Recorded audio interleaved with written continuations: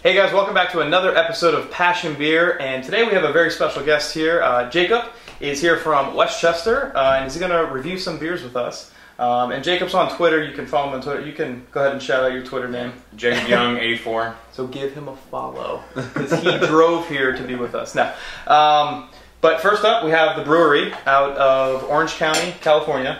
They're Maple Autumn. And this is their Belgian brown ale, brewed with yams, some maple syrup, some other things on the bottle. Obviously, it's a seasonal, right? It's a seasonal, yeah. This one's 10% ABV, and it is beautiful. I don't know so how far. this is going to distribute across the 3 glasses. I mean, that's all right. We'll just wing it. We'll wing it, kind of, but pretty cloudy. Yeah, nice right? dark, hazy copper color. Yeah. I guess there's a little sediment floating around in there. I don't know, you guys get it? I'm not seeing much. Really anything. It's just, see, I think it's a lot more cloudy than anything. I think on the aroma, you get the Belgian yeast that they use in a lot of typical Belgian beers. Oh, you know what I mean? I'm picking up a lot of those yams. It's kind of subtle. Like, the overall nose is kind of subtle. It feels held together by a Belgian. Right, exactly, yeah. I mean, you can definitely tell it's a Belgian spin on what would be a traditional type of brown ale. Oh, that's good, though. Yeah. That's really good. Okay. Nice accent on the maple. Hit you right there. Not bitter. No, it's kind of sweet. There's a little bit of sweetness, and I guess that's probably from the maple syrup that I they feel it on use. the back end. Yeah, absolutely. Right, like it's kind of sitting there coating your mouth. It's warm going down as well. It's a nice, definitely a nice fall autumn beer. Warm you up on a cold autumn day. And definitely, I think a lot of the times they do that with the higher alcohol contents, just to kind of obviously don't want to mask all of it for a fall beer, but I kind of want to leave a little bit of that heat in there. But it comes off nice. I mean, I think I really do like it. I don't know if I necessarily get some of the sweet potato or the yams type of flavor. But Really? It almost seems like it might be a good dessert beer.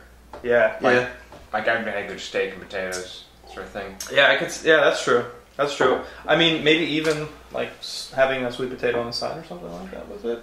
Something maybe a little more sweet, I guess I'm envisioning. Yeah. Some people will put the brown sugar, stuff like that on there. Absolutely. I was expecting a little more head when it poured out, though. It was pretty minimal head for what it was.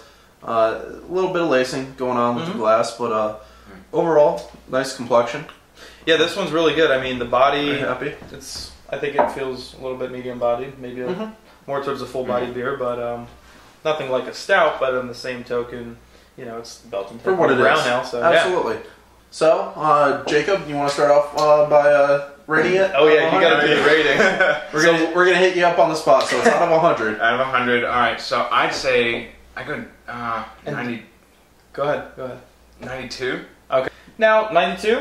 I think that's overall really good, and I'll go next because that's actually pretty much in line with what I was thinking. I was going to give this about a 94.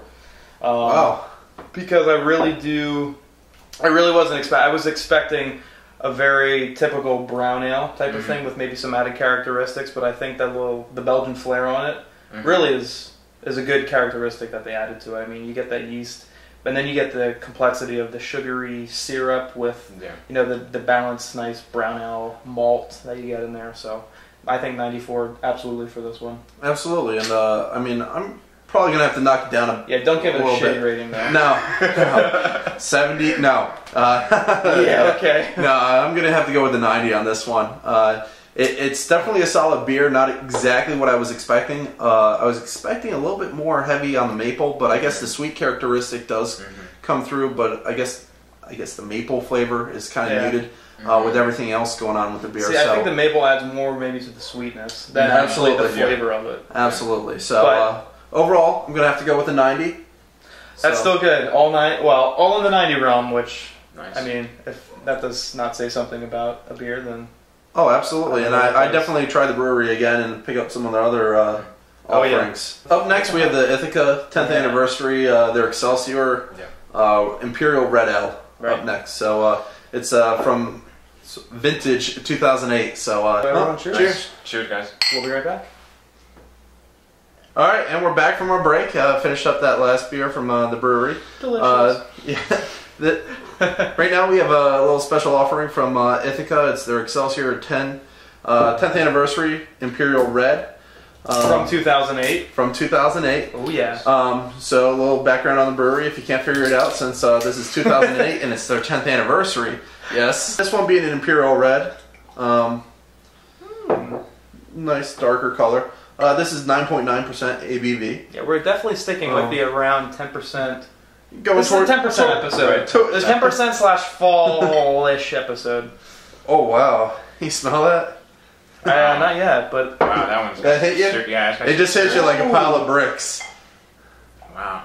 That is some serious I got more coming to you, malt ladies. or something in there. Yeah. Well, full points for everyone. Alrighty, well, I need some pretzels before I go home. I think Nick's got peanut butter pretzels if you Oh, want those. what's left? What Shane didn't destroy.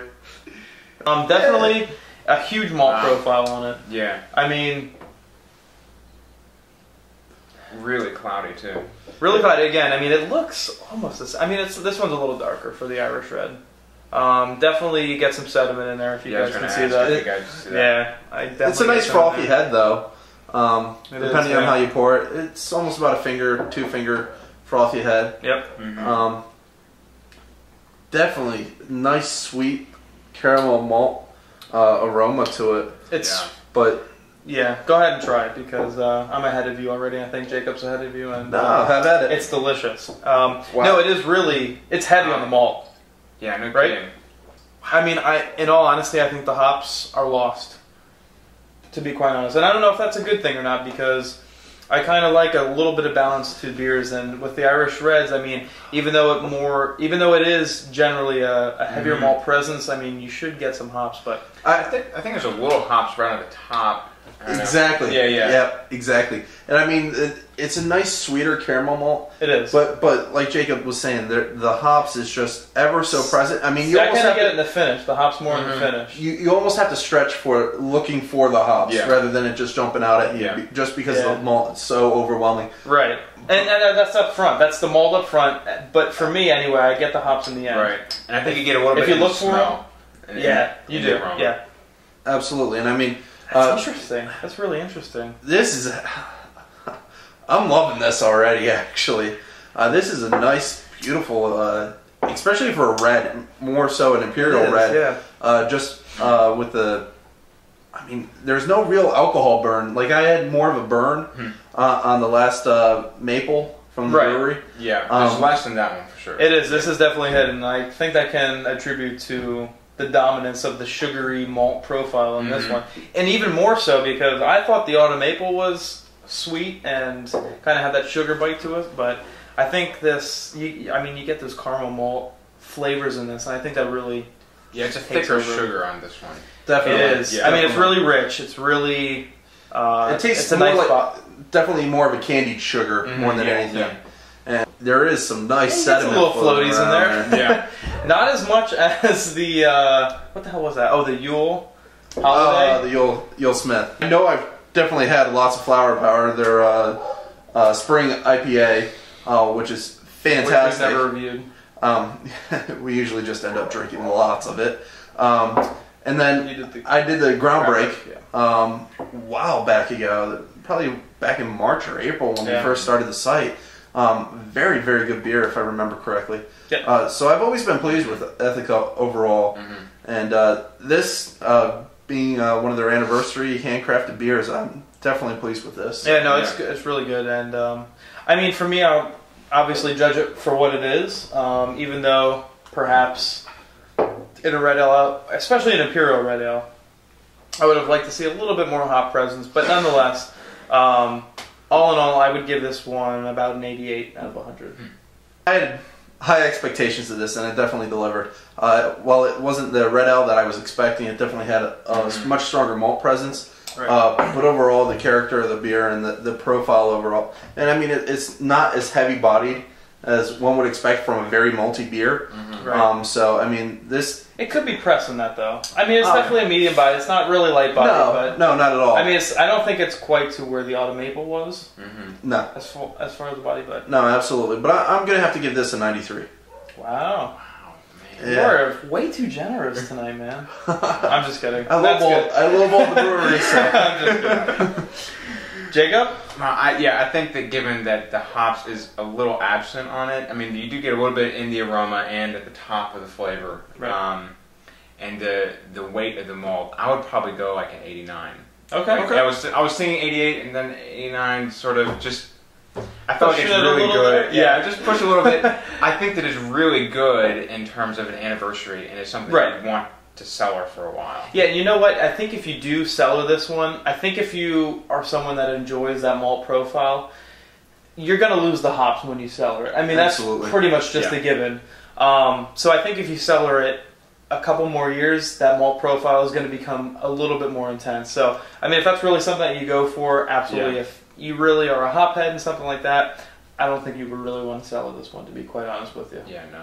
It was great having you, Jacob. Thank you. Yeah, seriously, thanks for coming, and maybe in 2 years we'll have another one of these. Yeah, certainly. If Nick ages one or something, hopefully, Nick, you're going to save your other one. If Shane gives me the $4.99 for the bottle, no. $12, but we'll get some more. Don't worry about that.